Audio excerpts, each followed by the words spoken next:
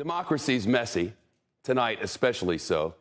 What's happening in Washington right now is not unprecedented, but it is extraordinary to watch. The party in power at odds with itself. At issue, spending bills. And the problem, Democrats have not been able to come together at all. And unless they do, President Biden's promises could collapse. And now the time has come. Tonight, House Democrats say they are finally set to vote on the bipartisan infrastructure bill. The latest announcement after months of negotiations, infighting, delays, and growing pressure to at long last deliver on President Biden's agenda. Speaker Nancy Pelosi has been racing against the clock to whip up enough votes.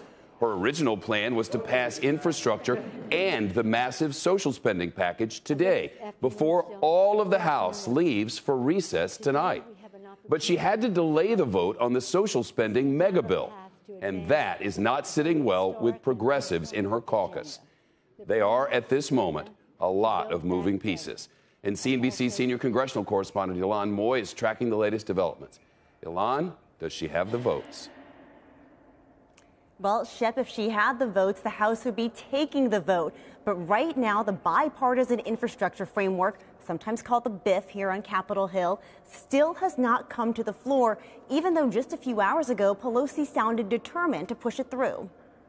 The fact is, we believe it is necessary to pass the BIF so that these jobs can come online as soon as possible.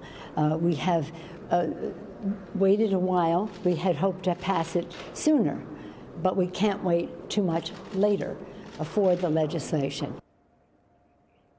Now, the compromise that leadership had been counting on was to pass infrastructure today and promise to pass that bigger social spending package by Thanksgiving.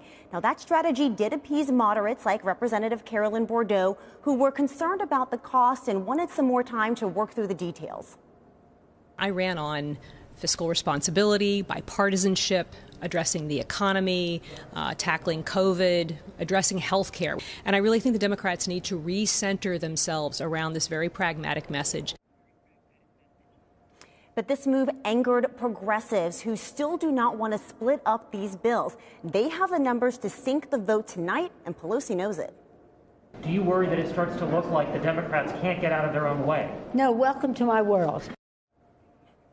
NBC News reports that President Biden is now getting involved, calling the head of the Progressive Caucus, Pramila Jayapal, talking to her about this vote.